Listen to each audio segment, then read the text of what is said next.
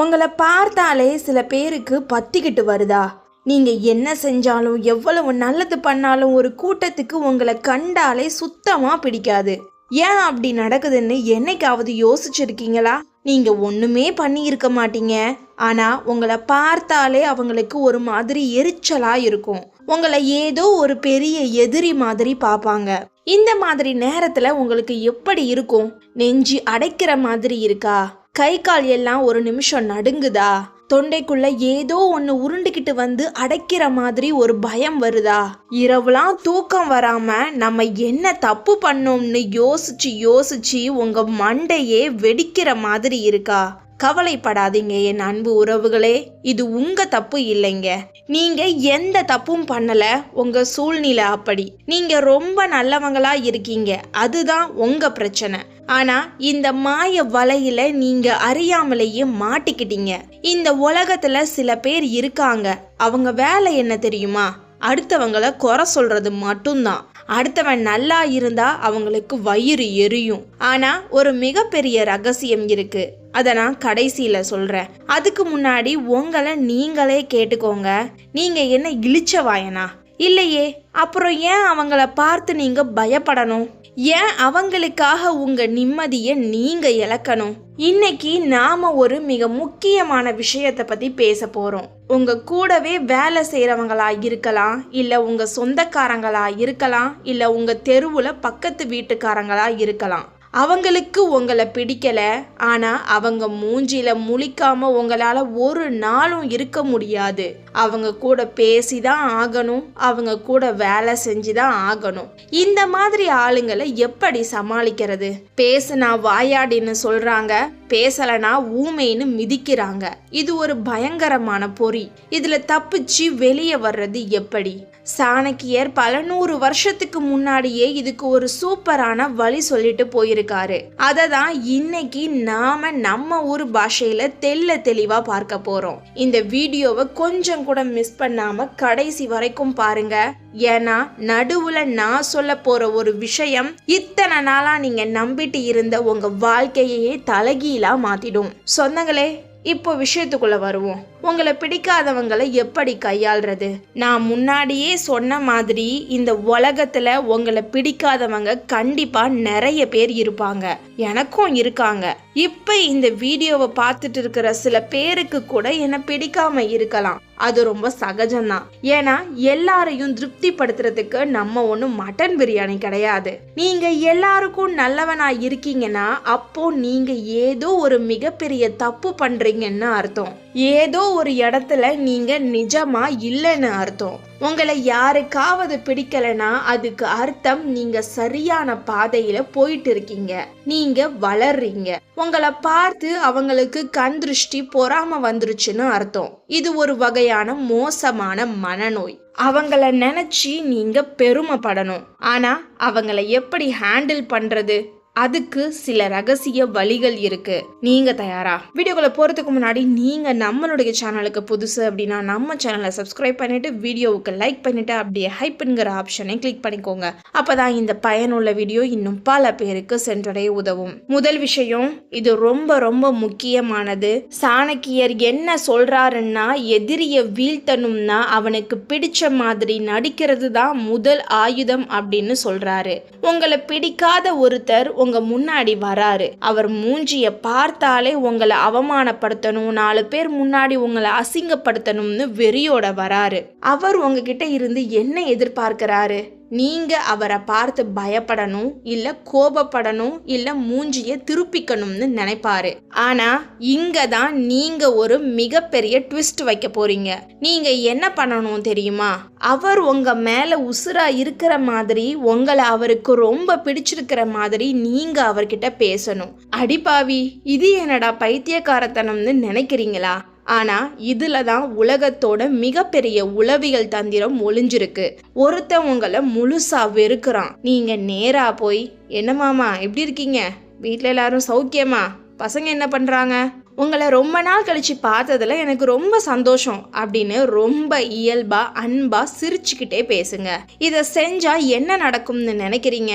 அவனோட மூளை ஒரு செகண்ட் அப்படியே ஷாக் ஆகி உறைஞ்சு போயிடும். அவனோட மைண்ட்ல இவன் என்னடா இப்படி பேசுறான் அப்படின்னு ஒரு பெரிய குழப்பம் வரும். அவனோட ஈகோ சுக்குநூறா உடையும். உங்களை எப்படியாவது அவமானப்படுத்தணும்னு திட்டம் போட்டு வந்தவன் அவனுக்குள்ளேயே அசிங்கப்பட்டு நிராயுதபாணியா நிப்பான். அவன் உங்களை வெறுக்க வெறுக்க நீங்க அதை கண்டுக்காத மாதிரி ஒரு சாதாரண மனுஷன் கிட்ட எப்படி இயல்பா பேசுவீங்களோ அதே மாதிரி பேசுங்க.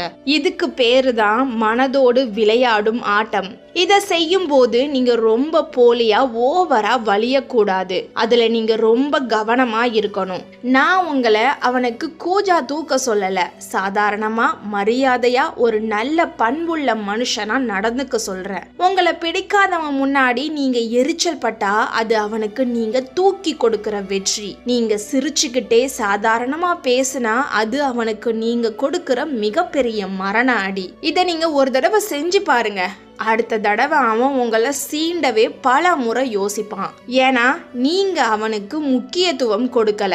ஒருவேளை அவனுக்குள்ள ஒரு குற்ற உணர்ச்சி கூட வரலாம். அட பாவமே, நாம இவனை இவ்வளவு வெறுக்கிறோம், ஆனா இவன் நம்ம கிட்ட இவ்வளவு மரியாதையா நடந்துக்கிறானே அப்படின்னு அவன் மனசுக்குள்ளேயே கூனி குறுகி போவான். நீங்க எப்பவும் நீங்களா இருங்க. அடுத்தவங்களுக்காக உங்க சுபாவத்தை மாத்திக்காதீங்க. இரண்டாவது தந்திரம், இது இன்னும் பல மடங்கு பவர்ஃபுல்லானது. உங்களை ஒருத்தனுக்கு சுத்தமா பிடிக்கல, ஆனா உங்களால அவன் கிட்ட சிரிச்சு பேச முடியல. எங்கடா இவன் மூஞ்சிய பார்த்தாலே எனக்கு ரத்தம் கொதிக்குது, எனக்கு அப்படியே கை கால் எல்லாம் உதறுது, இவன் கிட்ட போய் நான் எப்படி சிரிச்சு பேசுறது அப்படின்னு நீங்க நினைச்சீங்கன்னா கவலையே படாதீங்க. அதுக்கும் ஒரு சூப்பர் ஐடியா இருக்கு. நீங்க ஒண்ணுமே பண்ண வேண்டாம். சும்மா உணர்ச்சியற்ற நிலைக்கு மாறிடுங்க. அதாவது உங்க கோபம், சந்தோஷம், எரிச்சல் எல்லா உணர்ச்சிகளையும் அப்படியே அணைச்சு வச்சிருங்க. ஒரு உயிரில்லாத செவுத்துக்கிட்ட பேசுற மாதிரி அவன்கிட்ட பேசுங்க. அவன் உங்களை சீண்டுற மாதிரி, உங்களுக்கு கோபம் வர்ற மாதிரி ஏதாவது ஒண்ணு வேணும்னே பேசுவான். நீங்க உடனே சூடாகி கத்தி சண்டை போடணும்னு அவன் ரொம்ப ஆவலா வெயிட் பண்ணுவான். அங்கதான் நீங்க அவனுக்கு பெரிய பல்ப் கொடுக்க போறீங்க. அவன் என்ன தரம் தாழ்ந்து பேசினாலும் சரி, சும்மா ஓ அப்படியா, சரிங்க பார்த்துக்கலாம், கவனிக்கிறேன், அதுவும் சரிதான் அப்படின்னு ஒற்றை வார்த்தையில முகத்துல எந்த ஒரு சலனமும் இல்லாம ரொம்ப சலிப்பா பதில் சொல்லுங்க. உதாரணத்துக்கு, ஒரு கல்யாண மண்டபத்துல நீங்க நிக்கிறீங்க. உங்களை சுத்தமா பிடிக்காத உங்க மாமா ஒருத்தர் வராரு. வந்து, என்னப்பா சட்டம் ரொம்ப பழசா இருக்கு, வேலைக்கு எதுவும் இன்னும் போலையா, எப்ப பாரு ஊர் சுத்திட்டே இருக்கியா அப்படின்னு உங்களை அசிங்கப்படுத்தணும்னு கேக்குறாரு. நீங்க உடனே கோபப்பட்டு, நான் என்ன உங்க காசுலயா சட்டை வாங்கினேன், நான் உழைச்சுதான் சாப்பிடுறேன் அப்படின்னு கத்தி கேட்டா அவ்வளவுதான். அங்க பெரிய ரகலை ஆயிடும். அந்த மாமாவுக்கு அதுதான் வேணும். 4 பேர் முன்னாடி உங்களை கெட்டவனாக்கி பாரு இவனுக்கு எவ்வளவு திமிருன்னு முத்திரை குத்திடுவாரு. இப்படியே கோபப்பட்டுட்டே போனா ஒரு 10 வருஷம் கழிச்சு நீங்க நடுத்தெருவுல நிப்பீங்க. யாரும் உங்களுக்கு உதவிக்கு வரமாட்டாங்க. இது ஒரு வலை, இதுல நீங்க விழக்கூடாது. அதுக்கு பதிலா முகத்துல எந்த ரியாக்ஷனும் இல்லாம, ஓ அப்படியா மாமா, சரிங்க அப்படின்னு மட்டும் ஒற்றை வார்த்தைகளை சொல்லிட்டு அந்த இடத்தை விட்டு அமைதியா நகர்ந்துருங்க. அவன் செத்தான். அவனோட திட்டம் மொத்தமா ஃப்ளாப் ஆயிடுச்சு. என்னடா இவன் நம்ம இவ்வளோ சொல்லியும் ஒரு ரியாக்ஷனும் கொடுக்க மாட்டான் அப்படின்னு அவனுக்கு பைத்தியமே பிடிச்சிடும். உங்களை சீண்டி பார்க்கிறது அவனுக்கு போர் அடிச்சு போயிடும். இதுக்கு பேரு தான் சம்பவங்களை சாதாரணமாக்குறது. எந்த உணர்ச்சியும் காட்டாதீங்க. உங்க கோபம், உங்க அழுகை, உங்க சந்தோஷம் இது எல்லாமே ரொம்ப விலை மதிப்பானது. அதை இந்த மாதிரி முட்டாள்களுக்காக தெருவுல வீசாதீங்க. முளநிலத்தில் வசனம் பேசாதீங்க. சுருக்கமா வெட்டு 1 துண்டு 2ன்னு வார்த்தைகளை அளந்து பேசுங்க. மூன்றாவது தந்திரம், இதுதான் உங்க தலையெழுத்தை மாத்தக்கூடியது. நக்கல் வேண்டாம், உண்மையை மட்டும் பேசுங்க. நம்ம ஊரு சினிமாக்களை பார்த்து நம்ம மைண்ட் எப்படி செட் ஆயிடுச்சுன்னா, யாராவது நம்மள ஒரு கேள்வி கேட்டா உடனே ரஜினி மாதிரி, விஜய் மாதிரி ஒரு பில்டப்பா நக்கலா ஒரு பஞ்ச் டைலாக் பேசணும்னு நினைக்கிறோம். ஆனால் நிஜ வாழ்க்கையில் குறிப்பாக ஆஃபீஸில் இல்லை சொந்தக்காரங்க மத்தியில் இப்படி நக்கலாக பேசுனா நீங்கள் தான் பெரிய முட்டாள் ஆவீங்க. உங்களை பிடிக்காத ஒருத்தன் உங்கள் ஆஃபீஸ் மீட்டிங்கில், என்னப்பா நேற்று நீ வேலைக்கே வரலையா, வீட்டில் தூங்கிட்டே இருந்தியா அப்படின்னு வேணும்னே உங்களை மாட்டி விட கேட்குறான். உங்களுக்கும் கோபம் தலைக்கு ஏறும். ஆமாம், நான் பெரிய அம்பானி, எனக்கு வேலை செய்ய வேண்டிய அவசியம் இல்லை, அதான் வீட்டில் தூங்குனேன் அப்படின்னு நீங்கள் நக்கலாக கோபமாக பதில் சொன்னீங்கன்னா அங்கே இருக்கிற மற்றவங்க எல்லாரும் உங்களை தான் தப்பாக நினைப்பாங்க. இவன் என்ன இவ்வளோ திமிரா பேசுகிறான், மேனேஜர்கிட்டயே இப்படி பேசுகிறானேன்னு உங்களுக்கு கெட்ட பேர் வந்துடும். அந்த எதிரியோட வேலையை நீங்களே ரொம்ப சுலபமாக்கி கொடுத்துட்டீங்க. இதுக்கு பதிலாக அந்த நக்கலை எல்லாம் மூட்டை கட்டி வீட்டில் வச்சுட்டு உண்மையை மட்டும், நடந்ததை மட்டும் நேருக்கு நேராக பேசுங்க. நான் நேற்று வேலைக்கு வந்தேன், காலையில் சரியாக 9 மணிக்கு வந்தேன், இதுதான் நேற்று நான் முடிச்ச ரிப்போர்ட் அப்படின்னு நேருக்கு நேராக அழுத்தமாக எந்த நக்கலும் இல்லாமல் உண்மையை மட்டும் சொல்லுங்க. அவனுக்கு வாய் அப்படியே அடைச்சு போயிடும். அவன் கேட்ட கேள்விக்கு சரியான பதிலை முகத்தில் அடிச்ச மாதிரி கொடுத்துட்டீங்க. அதோட அவன் மூஞ்சியில நீங்களே கரிய பூசிட்டீங்க. எந்த ஒரு நக்கலான மறைமுகமான தாக்குதலும் உங்களுக்கு வேண்டாம். நேருக்கு நேர் உண்மையோடு நில்லுங்க. அடுத்தவன் உங்களுக்காக ஒரு குழிய வெட்டுவான், நீங்க கோபப்பட்டா அந்த குழியில நீங்களே போய் விழுந்துடுவீங்க. இதுதான் மறைமுக வலை. ஒவ்வொரு முறை நீங்க கோபப்படும் போதும் மற்றவங்க உங்களை கெட்டவன்னு முத்திர குத்துறாங்க. அதனால நீங்க எப்பவும் உண்மையை மட்டும் சரியான நேரத்துல எந்த நக்கலும் இல்லாம சொல்ல பழகுங்க. உங்க வார்த்தைகள் எப்பவும் இரும்பு மாதிரி உறுதியா இருக்கணும். 4வது தந்திரம், இது சாணக்கியர் சொன்ன மிக நுட்பமான ஒரு வழி. உங்களை வெறுக்கிற ஒருத்தனுக்கு நீங்க கொடுக்கிற மிகப்பெரிய தண்டனை உங்களுடைய வளர்ச்சி. உங்களை பிடிக்காதவன் உங்ககிட்ட எதை எதிர்பார்க்கிறான்னா நீங்க அவன்கிட்ட சண்டை போட்டு உங்க நேரத்தை வீணாக்கணும், உங்க நிம்மதியை கெடுத்துக்கணும்னு தான் நினைப்பான். ஆனா நீங்க அவனை ஒரு ஆளாவே மதிக்காம உங்க வேலையில மட்டும் கவனம் செலுத்தி உங்களை அடுத்த லெவலுக்கு கொண்டு போக முயற்சி பண்ணுங்க. உதாரணத்துக்கு, உங்க பக்கத்து வீட்டுக்காரருக்கு உங்களை கண்டாலே ஆகாதுன்னு வச்சுப்போம். நீங்க அவரோட சண்டைக்கு நிக்காம அடுத்த 2 வருஷத்துல ஒரு புது காரோ இல்ல ஒரு புது வீடோ வாங்குற அளவுக்கு உங்க வருமானத்தை பெருக்கிக்கிட்டீங்கன்னா அந்த வளர்ச்சியை பார்க்கும்போது அவருக்கு வர்ற வயிற்றெரிச்சல் இருக்கே, அது நீங்க கொடுக்கிற 1000 அடிக்கு சமம். உங்களை அவமானப்படுத்தணும்னு நினைச்சவன் முன்னாடி நீங்க கம்பீரமா ஒரு உயரத்துல நிற்கும் போது அவனோட தோல்வி அங்கதான் ஆரம்பிக்குது. நம்ம ஊர்ல ஒரு பழமொழி உண்டு, வாழ்கின்ற வாழ்க்கையே ஒரு மிகப்பெரிய பதிலடி அப்படின்னு. உங்களை பிடிக்காதவனுக்காக நீங்க கண்ணீர் வடிக்கிறத விட அவன் கண் முன்னாடியே நீங்க சந்தோஷமா வாழ்ந்து காட்டுறது தான் மிகச்சிறந்த பழிவாங்குதல். அவனுக்காக உங்க எனர்ஜியை செலவழிக்காதீங்க. அந்த எனர்ஜியை உங்க வெற்றிக்காக பயன்படுத்துங்க. நீங்க வளர வளர உங்களை பிடிக்காதவன் தானாவே குறுகி போய் ஒரு மூலையில உட்கார்ந்துடுவான். சொந்தங்களே, இதையும் நல்லா மனசுல வச்சுக்கோங்க. உங்க வெற்றியை விட ஒரு பெரிய ஆயுதம் உங்ககிட்ட வேற எதுவுமே இல்லை. ஒவ்வொரு முறையும் அவன் உங்களை கல்லெறியும் போது அந்த கல்லை வச்சு ஒரு பெரிய கோட்டையை கட்ட கத்துக்கோங்க. நீங்க கோட்டை மேல நிற்கும் போது கீழே நின்று கல்லெறிஞ்சவன் அண்ணாந்து பார்த்து கழுத்து வலியில துடிக்கணும். அதுதான் புத்திசாலித்தனம், அதுதான் உண்மையான கெத்து. 5வது தந்திரம், இது உங்களை நீங்களே பாதுகாத்துக்கிற ஒரு கவசம். தேர்ந்தெடுத்த மௌனம் மற்றும் இடைவெளி. உங்களை பிடிக்காதவங்க கூட நீங்க ஏன் ஒட்டி உறவாடணும், அவங்க கிட்ட போய் ஏன் பேசணும், அவங்கள திருப்திப்படுத்தணும்னு எந்த கட்டாயமும் இல்லை. அவங்களுக்கு உங்களை பிடிக்கலையா, அவங்களுக்கு உங்க வாழ்க்கையில இருந்து ஒரு எக்ஸிட் கதவை காட்டிடுங்க. அதாவது அவங்க கிட்ட இருந்து ஒரு கண்ணியமான தூரத்தை கடைபிடிங்க. இதை எப்படி செய்யணும்னா, ஒரு விசேஷத்துல அவங்கள பார்க்குறீங்கன்னா ஒரு சின்ன தலையசைப்பு அல்லது ஒரு மெல்லிய புன்னகையோடு நிறுத்திக்கோங்க. அவங்க உங்ககிட்ட வம்பு இழுக்க வந்தா கூட இப்போ எனக்கு கொஞ்சம் அவசரமான வேலை இருக்கு அப்புறம் பேசலாம் அப்படின்னு சொல்லிட்டு அந்த இடத்த விட்டு விலகிடுங்க. நீங்க அவங்களுக்கு உங்களோட நேரத்தையும் கவனத்தையும் கொடுக்காத வரைக்கும் உங்களை அவங்களால எதுவுமே செய்ய முடியாது. உங்க அந்தரங்க விஷயங்களையோ உங்க திட்டங்களையோ இந்த மாதிரி ஆளுங்க முன்னாடி ஒரு காலமும் பேசாதீங்க. ஏன்னா அவங்க அதை வச்சுதான் உங்களை பின்னாடி முதுகுல குத்துவாங்க. அவங்களுக்கு கொடுக்க வேண்டியது மரியாதையை மட்டும்தான், உரிமையை கிடையாது. உங்க வாழ்க்கையோட ரிமோட் கண்ட்ரோல் உங்ககிட்ட இருக்கணும். அவங்க ஒரு பட்டனை அமுக்குனா நீங்க கோபப்படணும்னு நினைச்சா அந்த பட்டனை வேலை செய்யாம செஞ்சிடுங்க.